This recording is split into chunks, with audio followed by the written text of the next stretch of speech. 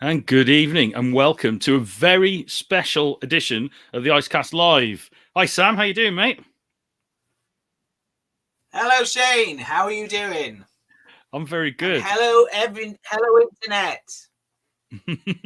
And hopefully the internet will stay with us while you're on, because last time you were on, Yes. for some reason, as soon as we went live, your internet played up, didn't it? Yeah. Am I working now? Stop doing that. Stop doing that. You're doing that on purpose, aren't you? Don't do that. It's not even funny, man. Good to see you, Shane. I noticed Andrew, that you liked the Batman film. I did. It came out recently. I did, mate. I really enjoyed it. I thought it was a really good take on Batman. Very different to anything else that's been done before. Took it all back. All my sort of, when I heard that Robert Pattinson was going to be Batman, I was like, no, like pretty much everyone else. But I'd stand corrected.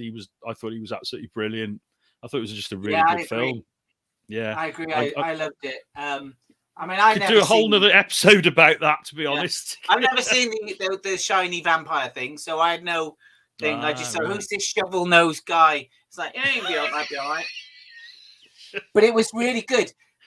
Last night, I watched Batman Begins, the Chris Nolan one. Oh, did you? And honestly, in comparison, the Chris Nolan Batman looks like a daytime soap opera compared to the Batman. Yeah. I know exactly what you mean. Yeah. It's on another level of dark and grimy, isn't it? No, it was really good. It was really good. I'm thinking I might go and see it again. I enjoyed it more after than at the time, because at the time it was just like in your face, intense. Yeah. But very good. Anyway, very good. I'm probably going to do the same, actually. A friend of mine wants to go and see it, so I'm probably going to go watch it again. So, a bit of a segue. Heroes like Batman, he's a bit of an icon, isn't he? And then you've got, like, Batman was based on, in a big way, on Sherlock Holmes. And detective dramas are a big part of British culture, and so are comics. And the new comic that we're promoting tonight is sort of in that vein. It is a detective comic, but it is also very British in the respect that it is a folk horror. And it is, of course, the very first comic from my new publishing imprint. There it is, Scratch Comics. And tonight on the show, we've got three fantastic guests who are the creative team of HEDREK. HEDREK, the Night of the Mummers is the title, and it's lots and lots of really dark stuff. So better people to talk about it than me are the three creators. So we've got Laurence, Alison, and we've got Dave Hitchcock. Now, Dave Hitchcock does not like being on these shows. I can tell you that now. But he has made a special effort to come on to meet everybody tonight, which I'm extremely grateful for. And we're also joined, a little surprise guest, by Rob Jones, who acted as our letterer and book designer on the series, and he's been doing a fantastic job. You've seen the letter pages, haven't you, Sam? They look great. Yes, I have.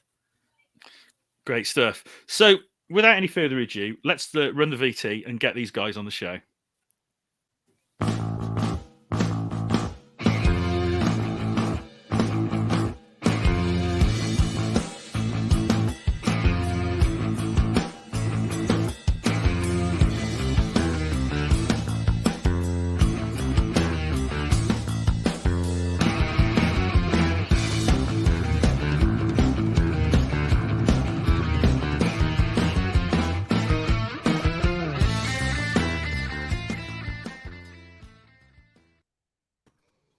Welcome back to Icecast Live.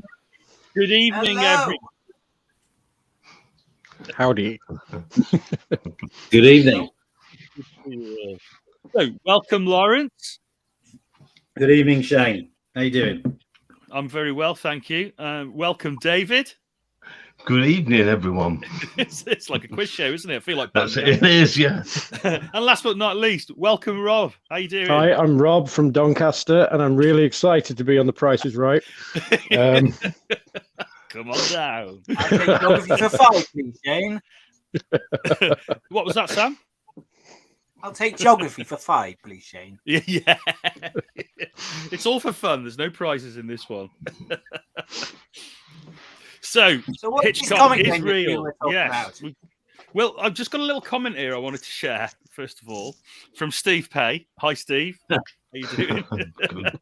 Good God, Hitchcock is real. You can see it from his hospital bed. Yeah, because Steve's in hospital at the moment.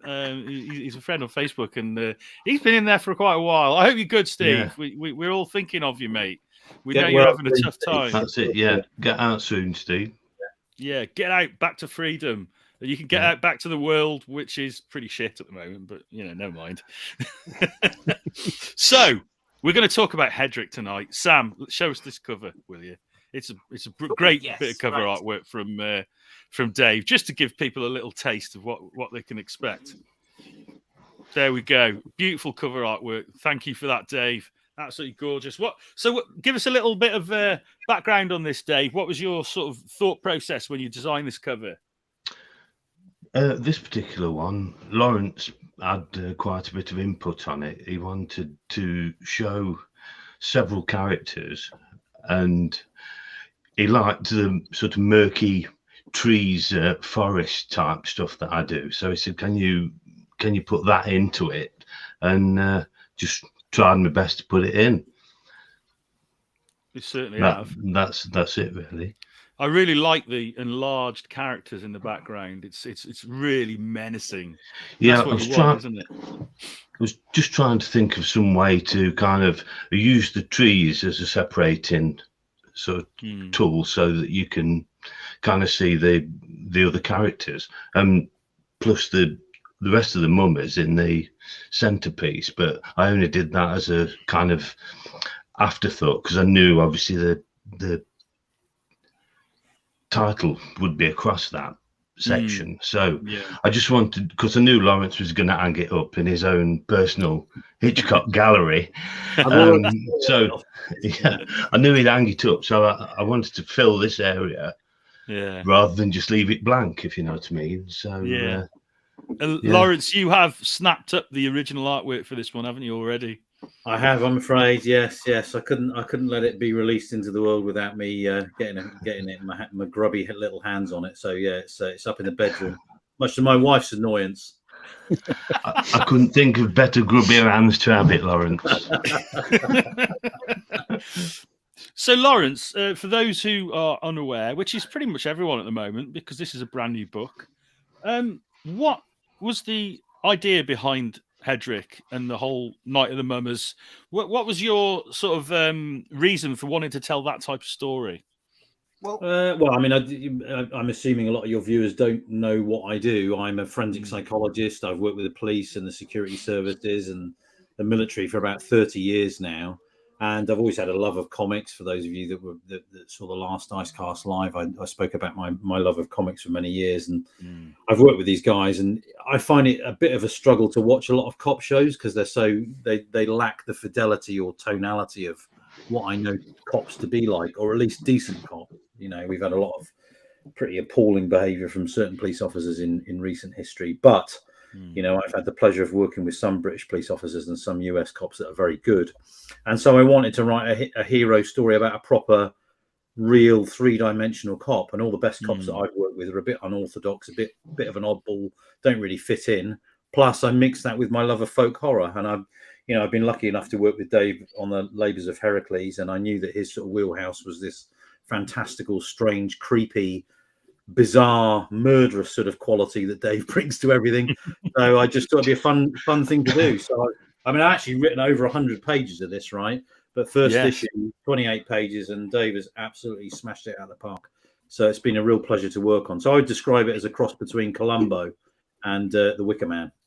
Yeah, that's. I mean, I really like that sort of high concept description, because it really does bring the best of both worlds, doesn't it? Yeah. It encapsulates it all. That does. I thought when Laurence mentioned that, I thought that was a great, just a few words, and it says everything about what it is. Yeah, definitely. Should we have a look at the video there, Jane? Yes, we can do. Let's play the little video so people can see a little bit more. That's assuming that the video is going to play, because you never know on StreamYard.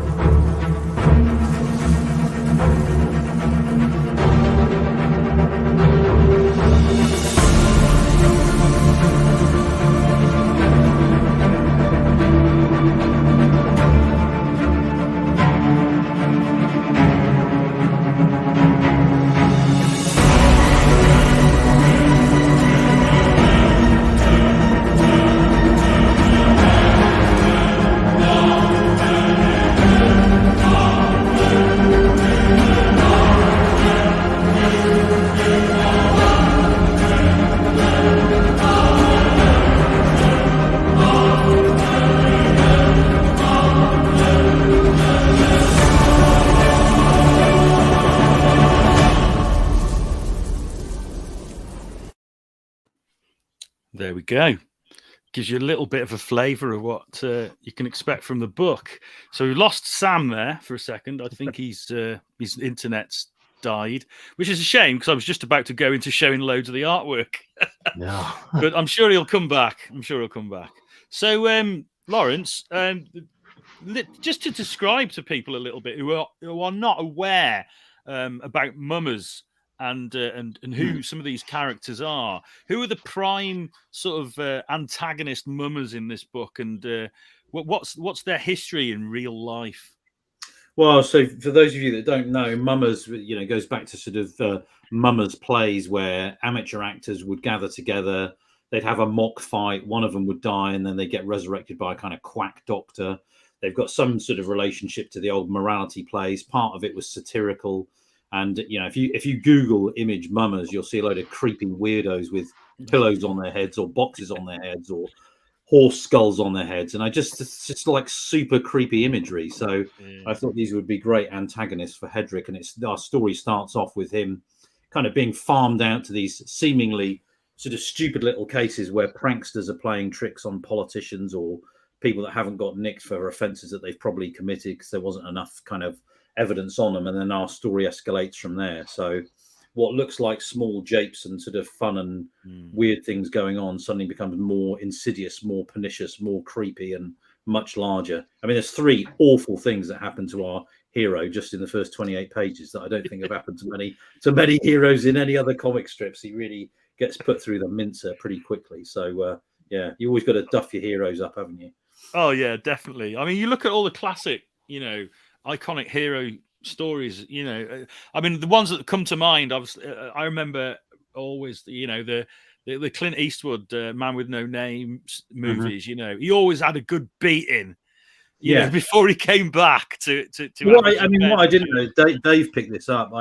I called our hero HEDREK, which means hero in Cornish. He's a Cornish detective. And I didn't see the very obvious, thing that David saw, which was HEDREK, and we really do wreck HEDREK's head throughout the sort of 28 pages. And mine. Were there some really challenging pages for you to draw, Dave? Oh, yeah. And Laurence has told me about the rest of them, which are even more, up there. So here's some of our characters. Issue 2 is going to be David's Blockmania moment. Yeah. So, yeah. Can you put that image back on, Sam? All because I mentioned the dolls on the sackcloth. Exactly. As one of the costumes, because that was a really difficult costume to draw. And there's about 20 different dolls attached to the sackcloth. And that was difficult because I had to do several panels with that character. Yeah. It's one of those weird things when you're writing. So there's one character in it called Johnny Jack. And Johnny Jack is in the old Mummer plays, and Johnny Jack's character wears sort of dolls on a sackcloth to represent the children that have been neglected by the state. And when I wrote this, I thought, well, that's kind of interesting character design. But quite rightly, David said, Jesus, what have you done to me? Because now I've got to draw 20 dolls and in the same place with the same costume every time we see this fucking character. So quite reasonably. Luckily, it comes in towards the end of the comic, which is... And I think it's just like finding a shortcut, isn't it, Dave? Like some way to represent all of that detail without having to actually draw each and every doll on the suit. That's it. But it's difficult, thinking about it and then doing it is a sort of different thing altogether. So I just opted for the difficult part. Well, it's worth it in the end result. The dolls were accurate each time in every panel. So sorry, Dave. No, so I'll forgive you. It was impressive, Dave, how you managed to get all that detail in there. I mean, on this page here, you've got like the evidence room of all the Mummer crimes, and every single little piece of evidence is drawn in detail. I mean, for example, for this page that we're looking at here, Dave, how long would that take you to draw that? Well, probably because the bottom panel was just like not really that much detail in it. It's supposed to be a fuzzy thing. I knew there was going to be a lot of text on there as well. Yeah. So I generally try to do a page in a day, and I think this pretty much was a day. Yeah, you know, like 8 hours, 10 hours, something like that. Yeah. But sometimes a little bit less, you know. And then so I have to carry it on to the next day, sort of thing. But yeah, I mean, I was totally impressed by your work rate, mate. To be honest, it was incredible how the pages were coming in. I was just thinking, bloody hell, you know, for the detail that you put in and the quality of the art, it's fantastic how quickly you can turn it around. I mean, I know a lot of artists who would spend 3 or 4 days on pages like this, you know. I think, you know, with when I used to work at a newspaper, that gave me kind of like a deadline mentality way of thinking. And that's kind of helped me throughout drawing comics, really, because if I do a page, I do set out to try and complete it in a day. You know, every time, really, even with that complicated top panel on that particular page. But I mean, some days you can't do it, but I generally have that as a kind of measure, if you know what I mean, to kind of so I can keep things at a regular pace. Yeah, and to know that you can keep that sort of professional pace, isn't it? You know. Yeah, that's it. So the work at the newspaper kind of really helped towards that, because I had 28 years of working there, which was, you know, obviously I was the only guy in the studio, and it was intense, that was. But at least from there, I got this kind of deadline mindset. It's a good experience then, definitely. Yeah. We've had a couple more comments. Another one from Steve. All good here, guys. Cheers. Nice one. Good. Yeah. Glad to hear it, Steve. Glad to hear it. One from glad to hear Noel it, K. Hannon. Hi, Noel. How's it going? This book looks amazing. Writing and art looks a match made in heaven. Ah, that's nice. Cheers, Noel. And he's right, of course. So now we are going to be launching, of course, the Kickstarter tonight live on the show. So actually, Sam, while you're there, can you find the Kickstarter and go to the page so that we can show it on the screen? Rob, our letterer and designer, how you doing, mate? Don't want to leave you out of the show. That's all good. I'm just sat here looking at the artwork, just thinking about, obviously, like I say, the crazy things obviously Laurence and Dave have put to the page. You know what I mean? And getting to letter those, there's some really quite trippy, crazy moments in this book. You know what I mean? And try to do justice to like the letters, just to show perhaps obviously what's going on, especially. In fact, no, I don't want to spoil it. Like I say, I don't want to spoil stuff for people. You know, when you try to really match it up and really kind of make sure that what the guys have wanted, like from Lawrence's words and everything else, and is the panel descriptions, and then Dave's artwork, to really kind of make sure that's conveyed. So it's been a really done a great job. Thanks, Dave. Great job, Rob. Yeah, it's been a lot of fun to do. Really sympathetic. Yeah, cool. I thought that as well. I thought that. I mean, especially where, you know, you had the. I mean, I don't want to spoil it, but we had some sort of, shall we say, different types of characters that needed to be sort of expressed in a different way, and you managed to do that in a very sort of, it was quite subtle, you know. It wasn't too over the top, because I think that sometimes, I mean, I don't know how you feel, but I always feel that sometimes some letterers, you know, they're too showy, you know, and they overtake the page sometimes, and a good letterer needs, you need to sort of, you need to be invisible in a way, don't you, as a letterer? So, I mean, that's kind of thing. I was at a convention this weekend and talking about lettering with a few people and stuff. You know what I mean? And there's times and places for it. You know what I mean? There's times and places for it. And so obviously knowing when to do that is kind of an instinct you learn. I mean, I've been doing this 7 years. Right. I think it is, and this is my first year freelance and stuff. You know what I mean? So it's my first year, just like this is my job. So it's like, right, I'd hope I've got the instinct for it now. You know what I mean? Otherwise, I'm doing something ridiculous and crazy. You know what I mean? Doing this, but I do agree that, you know what I mean. Like it a lot of lettering. It isn't just about obviously your dialogue and balloons and things like that. It's no emplacement, and so that helps it sit. Yeah, definitely Helps it sit on the page really nicely. You know what I mean, and guides the eye. And then, obviously, like you were saying earlier about Dave's art, it's so there's so much kind of on display in the panels that you have to be really, like I say, I have to be really careful where I've placed stuff. You know what I mean? And there's bits that I've like when we've done like little edits and stuff. Dave's like, "Oh, hang on, there's just that there." And you look again, and you go, "Oh, yes, so there is. Let me move that." You know, so it's making sure that all these things, and there's like really nice little subtle details in Dave's art that you don't want to just like slap balloons and things over. You want that to kind of show through and stuff. So yeah. I mean, it must have been particularly difficult with the amount of letters that you have to put in there. You know, I mean, it's a good solid read. There's nothing, you know, this comic is going to take a while to get through. It's not a 5-minute read. No, but that's the beauty of it. You know, I mean, like Lawrence's dialogue and like everything he's put in, it's needed. But then like you're going to be able to go back and reread it and really kind of pour over the artwork. And like I say, that's the beauty of it. You know what I mean? Like it's going to give you multiple rereads because there'll be bits you miss each time. And like I say, there'll be obviously there's the story, and then there's obviously, like I say, your art, David, obviously all the kind of detail that's in there. You'll go through and you go, oh yeah, what's that? And it like I say, and obviously Laurence has been saying about what kind of comes. That's a bum, that.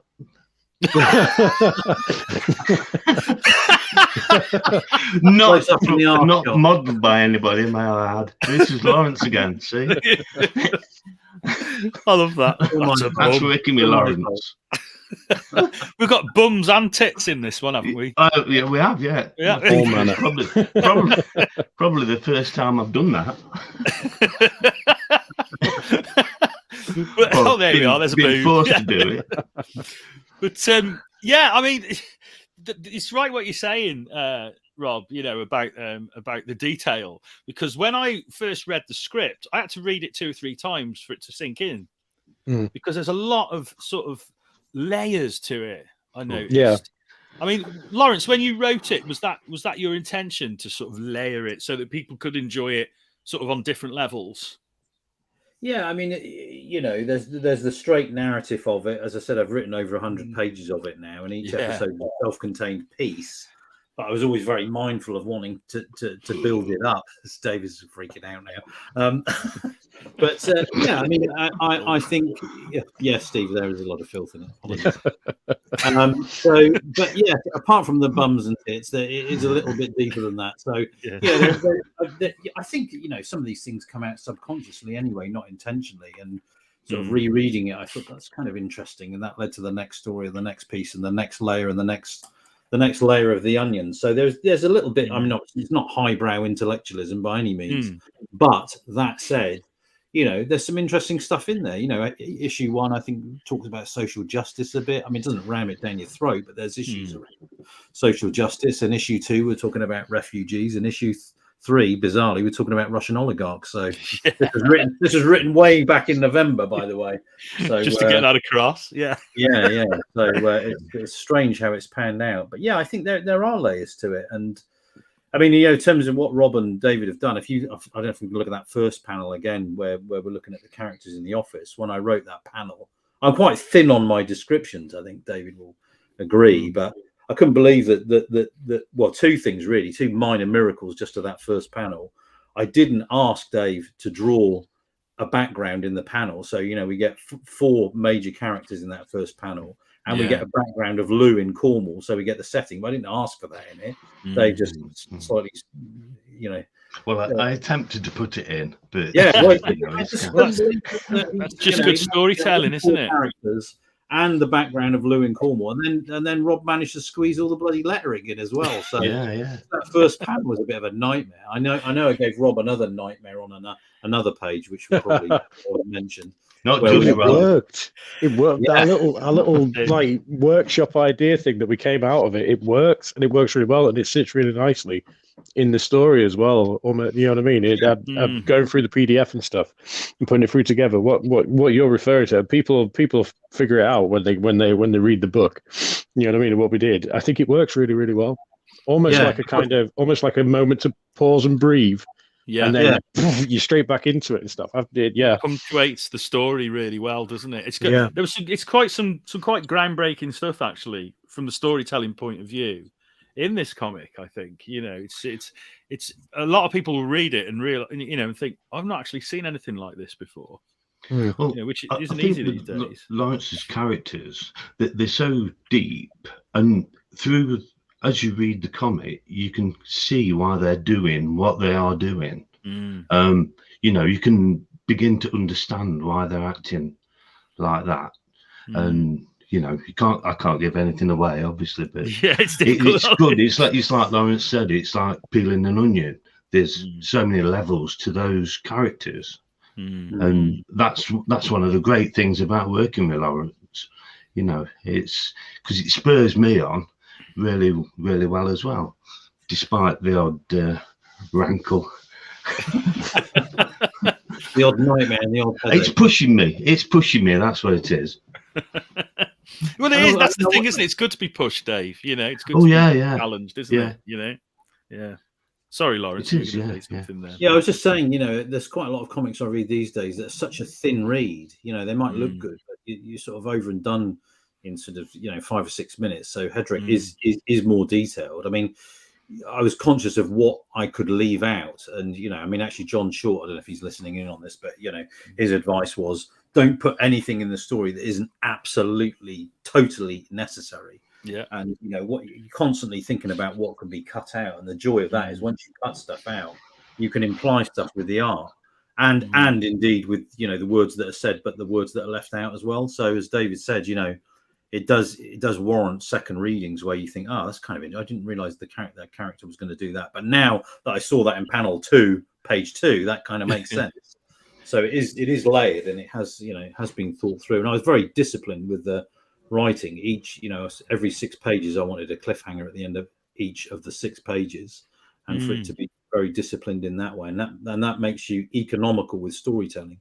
Everything has to be moving forward, and it needs to be constant forward momentum. Just because it seems fun to write doesn't matter if it's not pushing our plot forward. Drop it out, cut it out. Yeah, and that's the key, I think, is as a writer, you can't be too self-indulgent, can you? You've got to think the story comes first, and the pacing, because it is really well paced, and that having that sort of like 6-page punctuation keeps it ticking along really nicely. Yeah. And obviously, we won't give it away, but there is sort of a great ending, great cliffhanger right at the end, and I can't wait for people to. I just can't wait for people to read this book. It certainly moves along at a pace when you tot up the amount of things that happen. Yeah, I mean, 3 pretty awful things happen to him in 28 pages. He has a bad day, doesn't he? He has a pretty horrendous day. I can't think of any other heroes that have had those 3 things happen all on the same day at the same time. So yeah, it's pretty grim. I think it reminded me a little how I felt when I watched that. That Leo movie. Oh, what was it? The one where the guy, what was it called? The Revenant. Do you remember that movie? Oh, the one with the bear. Yeah, he gets half eaten by a bear. He gets beaten up. He gets shot. I remember coming out of that movie and thinking, bloody hell, he had a bad day. and it was a similar feeling, at the end of HEDREK. I was sort of like, whoa.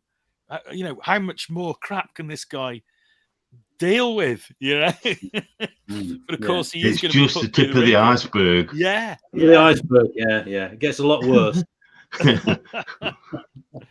So, Sam, are you still with us, mate? Can we have a look at the Kickstarter page? I can see him in the studio, looking all panicked, and because what we are going to do, for those of you who are watching, we are going to launch the Kickstarter live. And if you want to pledge for the book, you can pledge for a copy of the book, but there's a lot more in the campaign. And Dave, Laurence have been very, very generous with their offerings on bonus material. I think, Dave, you said that you do up to 10 sketch covers, was it? Yeah. which is incredible. Yeah. I mean, your sketch covers, you did some for Dead by Dawn for us, and they were absolutely beautiful. They really were, mate. You know, I had some really good feedback on those, actually. Yeah. And Laurence, you're going to do some as well, I believe. Yeah, it's a bit embarrassing next to Dave's offering, but yeah, I'll have a tinker as well. So yeah, not quite as worth as much as David's fair hand, but yeah, I'll have a go. Well, Mine are worth anything. Yeah, well, Sam's looking for the Kickstarter there. We can have a look at some of Laurence's artwork. I think this is all Laurence's artwork on these slides here. So we've got that. So there we go. So we've got a portrait of HEDREK there with Mr. Punch in the background, who is one of the main sort of antagonists in the story. He's quite menacing looking there, isn't he? Yeah.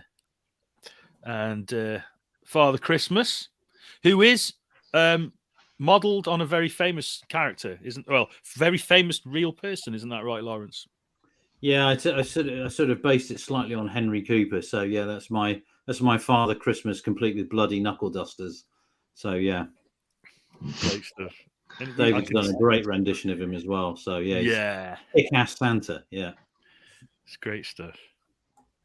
And then one of the supporting characters with HEDREK, whose name is Dan, if I remember correctly.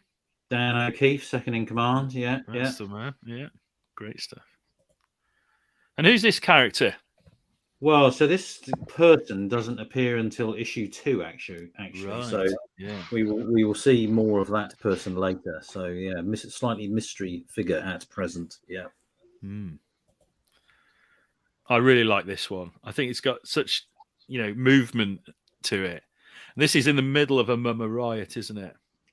Yeah, this is going to be an issue 2 where I'm getting Dave to draw about 40 mummers with different costumes, all with dolls hanging off them in the rain, with different weapons, attacking our hero. Yeah, so yeah, 8 panels a page, easy. Fantastic. Don't forget all that type you're going to put over it all. Yeah, exactly, that as well. Yeah. I'll hide all the dolls, David. It's fine. I'll just cover them with balloons. Cheers, Rob. Thanks. Oh, I really like this one. It's just so creepy. So that's the Mary Lewis. That's a Welsh mummer, the horsehead mummer. Goes around on Christmas and asks for money, and if you don't get money or get a drink, it curses you. Yeah, Charming. Creepy image. Oh, this is what I love about mummers. They do hark back, don't they, to this sort of lost period in history. And whenever I see photographs of them, in murky black and white, it's always like, was that real? Did that happen? They got such a mythic quality to them. Super creepy. Yeah. I love it. I think that's all of those for now.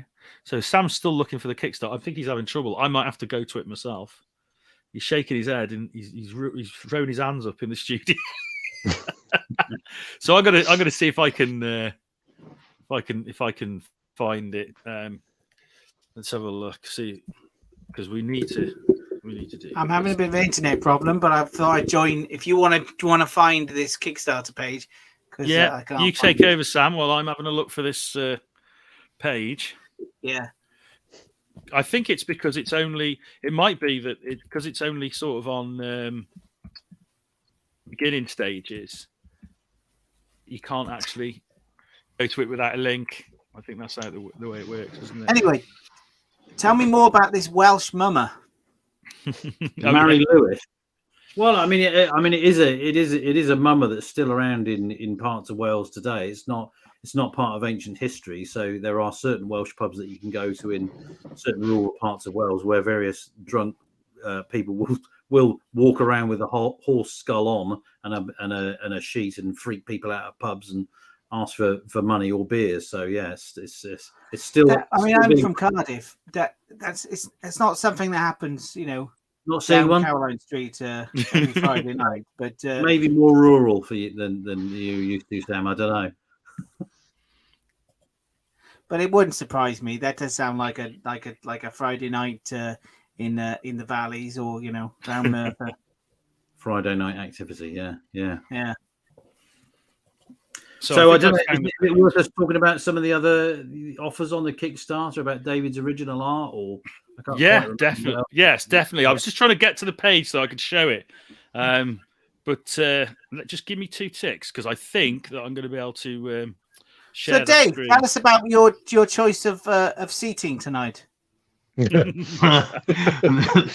choice of seating. Well, I decided on a B-day just because this was like the first time I've done this sort of thing.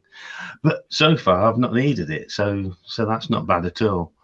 Well, if you ever do, just you can discreetly give yourself a little wash. Don't tell anyone. It's a good job I've not had to use that actually because I've got no toilet paper. That's the point. You don't need the toilet paper. Oh, of course, no. Yeah, well, that's it. You give it a. When I was a kid, we went to my friend's house, and they had two. They had 2 toilets, and I'm like, wow, look at this one. Look, this has got a little water fountain in it as well. And it was explained afterwards after we'd drank from it. You didn't have a drink though from it. Well, it looked like a water fountain. Yeah, all kids think that, don't they? So I found the page. Where so was there it? we are. I just click the button, and we can launch the Kickstarter. Let's see what happens. Should we do a count? Oh no, let's just do it. Yeah, let's just do it. Launch project. Ooh.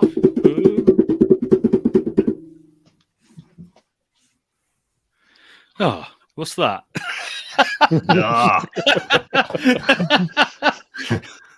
Says one of the rewards. There's a project error. It said it was fine. That's what they check it for, I thought. Okay, well, I'm going to fix that. We'll have to fix it after the show. Yes. That's annoying. You jump on it after the show. Yeah. They're supposed to fix that before you can launch it. But there you go. What can you do? Well. So we will launch it after the show. And you will be able to pledge. So what I can do is we can run through, as Laurence suggested, the rewards. So we've got obviously the regular book. We've also got a digital offer, so you can buy. You can pledge for a PDF of the book. But there's also a bonus digital offer where you can get a behind the scenes additional PDF where there's an interview with Laurence, an interview with Dave, and a little bit of behind the scenes imagery and some extra illustrations and things like that. So that's an additional digital offering. And we also have, which we're going to reveal tonight, which Sam almost revealed earlier when he was going through the artwork. There is an extra piece of artwork, an extra additional cover art. Now, this is by a really, really talented artist called Neil McClements. Laurence, you've worked with Neil before, haven't you? Yeah, I'm working with him on a project at the moment, more Greek myths and legends. So we're doing a thing on monsters and heroes, Perseus, Theseus, and so on. But yeah, this is Neil's wraparound Virgin HEDREK Mary Lewis cover, which he's done a great job on. Looks phenomenal. It's lovely, isn't it? As you say, it's going to be a wraparound cover, so there's going to be no logo on it, and that artwork is. I mean, when Neil did it, what's that in his eye? What do you mean? What's that in his eye? Oh, do you want to? Can you zoom in on that, Sam? No, but bear with me. I can do. 1 second. It is quite a cool little detail. But I just love the artwork. When I spoke to Neil about it, and I said it reminded me of Bill Sienkiewicz. You know, the mark making on the face and all that, and the highlights and the color choices, and he sort of ran with that. I think when I made that comparison, because he showed me a black and white version of it, and there you go. Yeah, Neil's very clever with light. I mean, you know, when I got the original images for the Greek myths and legends, I kind of thought, you know, a lot of these light effects must be a digital effect because of the light of the iPad or whatever. But actually, when I got the originals, I was like, Jesus, these light effects do really pop. So I think Neil's done such a great job on this, and it's a nice adjunct to David's work. It's taken HEDREK in a very different sort of direction and different vibe. Dave's stuff is beautifully kind of Rackhamish, and as you say, Neil's work's got that kind of scratchy Senkovich type vibe to it as well. So it's gorgeous. Nice different piece of work. Yeah. It is beautiful, isn't it? Now, Neil was kind enough to send me the 3 original pieces of work that he did for this cover, because it is an amalgam. It's really clever how he's combined the pieces of work to make this cover. And he's been kind enough to say that we can offer the original works on the Kickstarter. So if looking at that piece of work, if anybody fancies it, it is available. But it's not as you see it on the cover. It's basically 3 fantastic pieces of work that he used to combine to make that out of, and it really is impressive. So I'm going to take some nice photographs of it, and I'm going to put it on the Kickstarter for people to see. Now, also on the Kickstarter, we have some of Dave's original pages. Which is a great opportunity to own some original art. But I do believe that some of those have already been snapped up as well. Isn't that right, Laurence? Have you put your claim on a couple of them? I'm trying to stake my claim on some of the splash pages. So I think in many cases, in each 6 page part of the story, there's nearly always a splash panel, either on the last page or first page. So there's some awesome pages, but some of them are still available. I mean, Dave's interrogation scene is just out of this world, just phenomenal. So I'm definitely going to be after those, but I want to make them available to people that are interested in the Kickstarter first. So if they don't get snapped up by others, I'll be right in there. Definitely. So I think there's not going to be any pages left by the end of the campaign, because they are absolutely glorious. And obviously we can see him here with the lettering. The original artwork is letter free. So you're seeing aspects of the work that. Have a look at Dave's screen there. He's got a nice picture, part of the interrogation. Let's have a look. Let's focus in. There we go. Thanks, Dave. Very nice. Yeah. I love that panel so much. It's just so nice. It's actually even nicer when you see it like that, because obviously we've seen it like, the scan of it. But to actually see, there's so much subtle shading, Yeah, crossover with emo Swamp Thing. So there's quite a few pages. Laurence knows the type of stuff I like to do.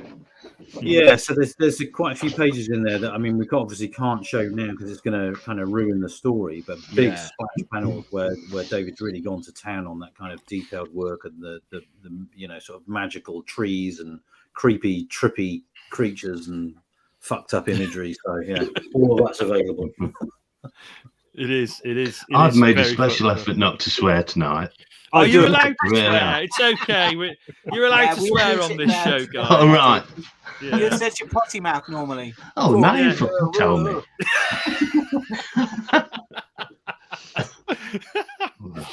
I've got no tea left. Also, there's another little extra. Now, I don't know if these are on. I don't think we can share these right now. But there are some playing card designs that were designed by Gabrielle Noble, whose work you might be familiar with from our mutual friend John A. Short.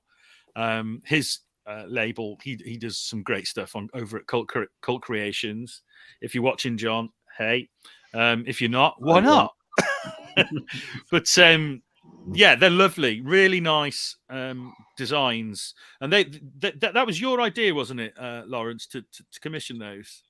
Yeah, so Gabby's stuff's very sort of schematic and like punch imagery. So I think it's 4 playing card designs, which look great as well. Again, very different to David's stuff, very different to Neil's stuff, and Gabby's done a great job on those as well. Nice punchy black and white, solid line work. Out of the sort of Hergé mold. So again, very different offering, but they look great as well, I think. Yeah, they do. They're lovely, and we will be illustrating those on the Kickstarter campaign. So if you go onto the campaign, you'll be able to have a look at that. Look at those designs, and they really are lovely. I've had another comment. Got a few comments there. No. Yeah, the horse head mummer is not the weirdest thing I have heard going on in Welsh pubs. Yeah, I can attest to that. So, I mean, just a little going back to mummers, Laurence, before we go, because we are near the end. It always goes quick, this, but it's not just an English or British thing, is it? I mean, there are mummers all over the world, aren't there? Yeah, it's a sort of global phenomenon. I mean, weirdly, I was sort of looking at some other details the other day. Seem to be big in Canada at the moment. Don't quite know why, but yeah, it's a global phenomenon, and it's not something that has just disappeared into the past. It does seem to be a bit of a resurgence in it as well. I mean, and they go from, I think I mentioned this in the digital offering where we talk about the background stuff, but they can be everything from someone just putting a box on their head and using a bit of lipstick on it to something, very, very sophisticated. So throughout the sort of, story, and as we move forward, we're going to be getting more mummers, more weird mummers, more sophisticated mummers. And in a way, I sort of present them as a sort of terrorist threat. And as if anyone's seen Four Lions, you get all the sort of, really, dumb that don't know what they're doing right the way through to the sophisticated stuff. So there's going to be a real mix of this kind of resurgence of this group, anarchic, strange, weird, creepy, otherworldly. Where are they from? Why are they doing it? And sort of anarchic sort of quality to Is them. there any link between that and mummies, or is it just a similar word? Only the ones that are wrapped in bandages. Well, well, you mean in the language? You mean around you? It's kind of similar. I don't know. Well, you think it because the root of the language, the word itself, where it came from. Is that what you're saying, Sam? Is that what you're asking? Yeah, it's just wondered if there's any link, really. Well, part of the origin goes, I mean, again, because of my sort of Greek obsession, Momus was one of the gods that was constantly taking the piss out of the other Olympian gods, and satirizing them and thinking that they were great, but being always satirical and taking the piss. In fact, I think the only god that Momus didn't criticize fully was Aphrodite, and even then he sort of was annoyed because her sandals were a bit too squeaky. So all the Olympians were being sort of very perfect, and Momus was constantly satirizing and taking the piss. So is that like derived from? Is that where moaning comes from? I don't know about moaning. Yeah, maybe there's some etymological sort of derivation from that. I don't know, but yeah, we'll learn a little bit more about Momus and the organizing factors or leadership that may sit behind some of this mummery. So see where that takes us. I mean, it's about masking. It's about being prepared to sort of be disruptive by masking and being a bit. Yeah, I mean, I suppose it's got some sort of qualities familiar to V for Vendetta fans. That sort of idea that you can have an effect by satirizing or joking about or being slightly anarchic. That's the kind of underlying principle. I mean, that's the power of it, isn't it? You've got it on the nail. You hit the nail on the head there. It's that the power of it is the satire. Whereas in this story, the characters sort of go to the next level, don't they? They go beyond satire and they start to take, action, which is sort of, I suppose, is sort of going against the original idea of what mummery is about. It's not meant to be a violent act, whereas these guys sort of take it into that area.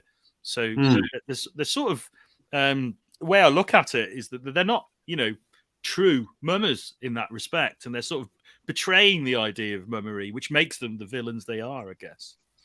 Yeah, there's certainly some bad behaviour from some of our bad guys and girls, but then I think there's behind it. You can see the reasoning for parts of it. We hear other writers talk about the idea that if you just make your villain totally villainous and without any legitimate motive, they're implausible. So they go too far, but you can kind of understand part of the motive. So there's some moral ambiguity in it that isn't just black and white. So I like that. There's a lot of layers and a lot of depth to this book, and you can see there's lots of reasons for people to want to read this, because you go deep into all this sort of thing. But I think Noel has basically hit on why people will want to read this book. No. Maybe then. You're cheaping it totally, Sam. Why am I not surprised? So, No. Dave, another thing that we're offering is commissions from Dave. Now, we have got some examples on the artwork that we can show of some of Dave's beautiful artwork over time. Can you bring those up for us, Sam? I've shown everything already. Which ones do you want to see? There was some commissions. Some past commissions, I think. I've only. Oh yes, of course. Yeah. Sorry. Yeah. 1 second. I've only just recently started adding colour, watercolour to the. Yeah. Because most of the time I always do my stuff in black and white, pencil and pen, knowing that that's like the cheapest way of publishing when I was self-publishing myself. So that's. But recently I've decided to put paint, watercolour on there, and it's something I've always avoided before, but I quite like it now, I must say. It adds another dimension, doesn't it? Totally. Yeah. And how do you? And have you enjoyed the process, Dave, of adding the? Did it take you a while to sort of succumb to the temptation? Well, it did, yeah, because I didn't I didn't realise it would mix quite well with the pencil. I always avoided it in the past, but I thought, oh well, I'll just add a bit of watercolour, and I thought, I like that. I'll carry on doing it, But last year I did quite a few colour pieces that, and after a while you start realising where you leave shading out a little bit to allow for a better covering a colour, But I'm still kind of black and white mainly. That's the way I always will be, I think. Yeah. But it's nice to know that I can add a little bit of watercolour now, and be quite happy with it. It does, it shows a development in your style, and like you say, the more you do it, the more areas you'll realise that you can. Oh, I'll leave that bit for when I do the watercolour. That's it. Yeah. And it might even happen that you find that it speeds things up a little bit. I mean, when you're doing stuff in black and white and shading, trying to make like light with this lantern in this particular drawing, you can obviously get that effect quicker with just a bit of yellow watercolor. But it's it's one of those things that you sort of, each piece is totally different, when you approach it I always do the black and white first and then add a bit of color after it. But this one was digitally colored by Matt Soff. Ah, right. And I did a painted cover for Quilly, the first that was the first 2000 AD cover I did, but this was the second one. And that's nice. That's really nice. I mean, Matt's a really good color artist. We've had him on the show actually, and he really is. He's very, very good. And he understands your work. I've noticed, because he's coloured your work in the past, and I've noticed he understands what you're trying to do, and it complements your stuff so perfectly. There's your other 2000 AD cover there. A lot of people probably don't realise that you've done stuff for 2000 AD. Well, I mean, I'm sort of forgetting I've done it, I must say. It's been a while. It's been a while since I've done anything else for them, but it would be nice to get something a bit more regular, Yeah, definitely. But, it's always great to get used by other companies, used and used. It's nice to do different types of stuff, isn't it? Yeah. Got a comment there from Noel. Dave's watercolors are amazing, but I seem to think I'd seen him doing that before. Comment from Mighty John. The first Batman illustration is fantastic. All the art's great, though. There you got a fan there, Dave. Cheers. Thanks. And yes, Noel agrees.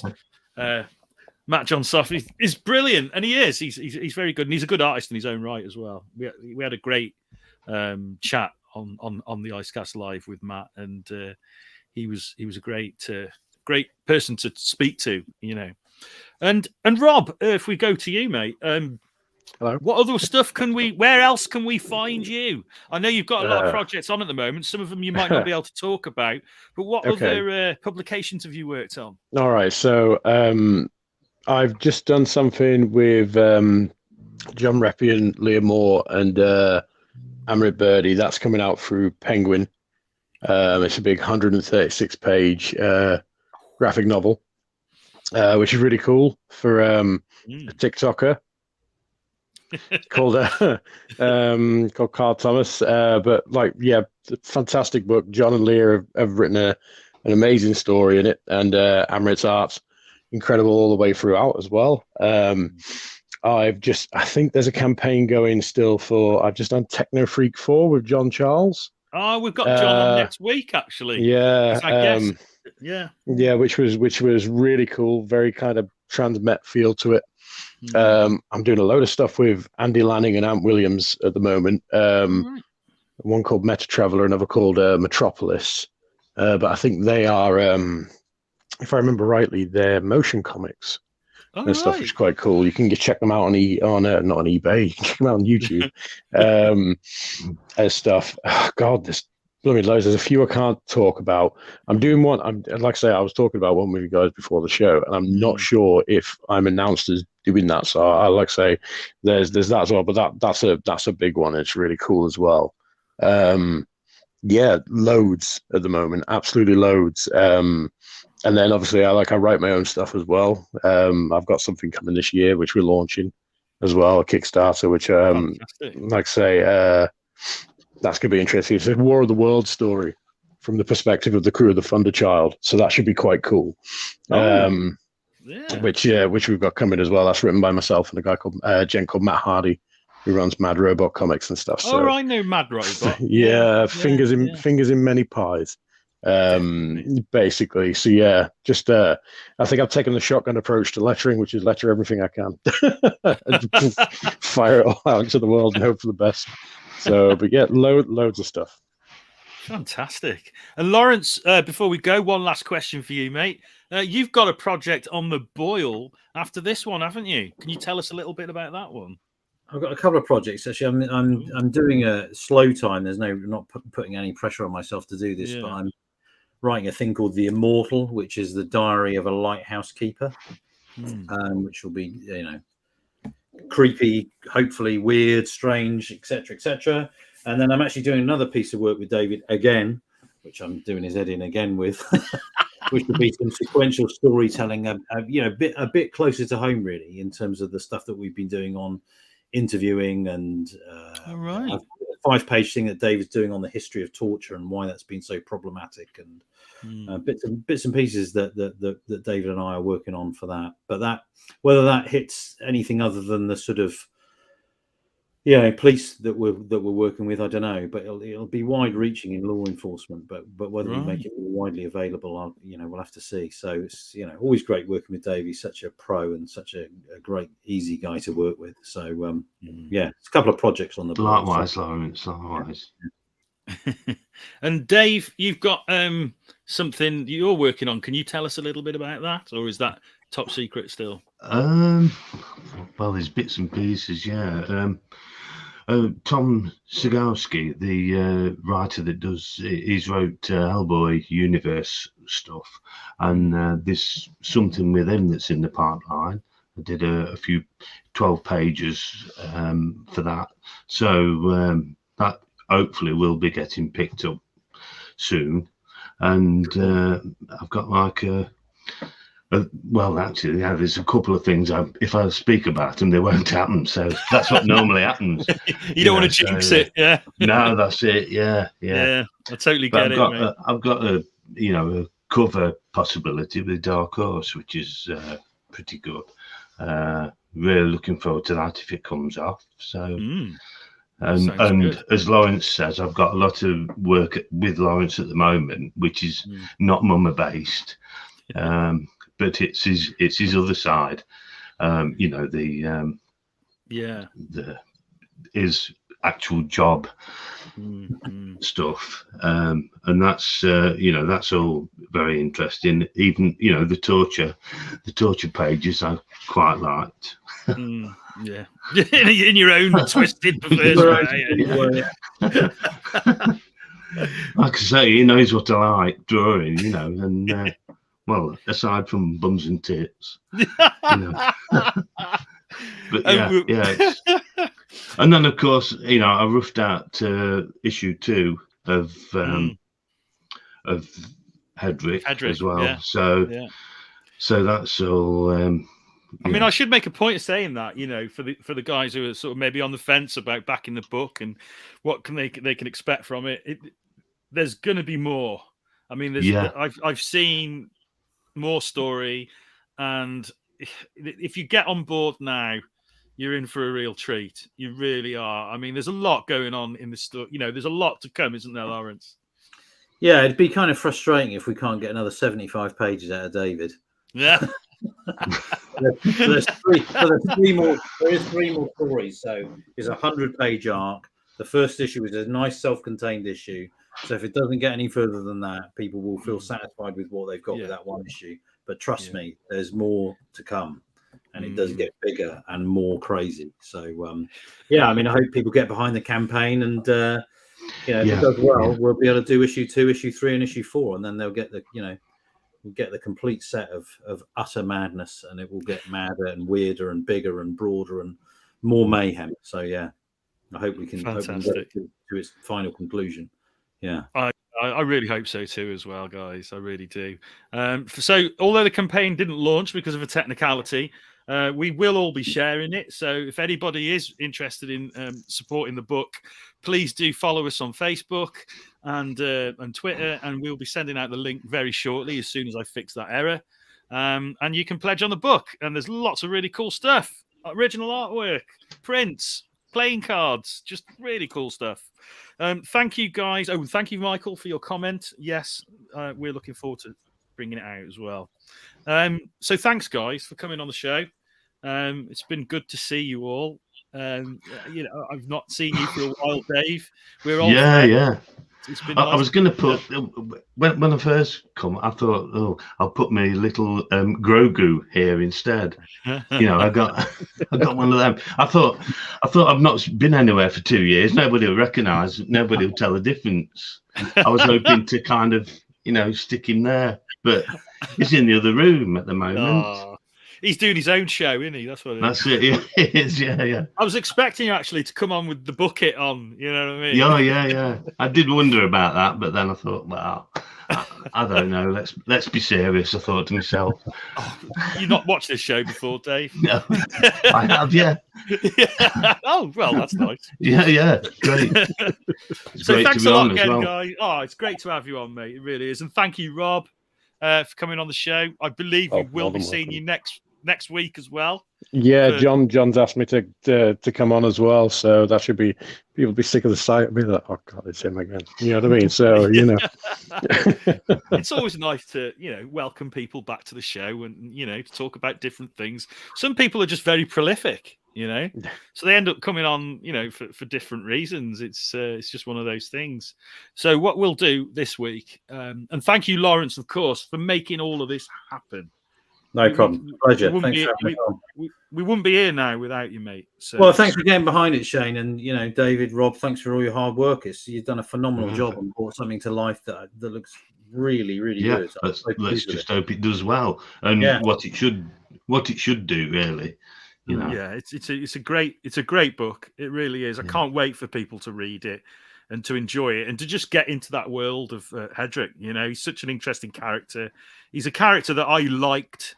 I really like him because he's just he's like a really well-rounded character. You get into his head on the story, you find out what sort of a guy he is, and he's very compassionate. He's you can't help but feel for the guy when he gets put through the mill. So, great writing. Make your characters likable and then beat the crap out of them. Yes. People care then, don't they? care about it if they go through some stuff. One last comment. Looking forward to it. David's art is amazing. Thank you, Darren Stevens. Cheers, Darren. Thanks. and from Noel, great session, gents. Always good to have you on, Noel. We'll have to get you on the show sometime, mate. Talk about your projects because you've done some great work as well. So I'll say good night, guys, and thank you one more time, and have yourselves a great evening, won't you? Thank you, Shane. Thanks a lot, Shane. Thanks for Definitely. popping me Thank you cherry. very much. Oh, lovely. Cheers. Bye-bye. See you, everyone. Bye-bye. Bye.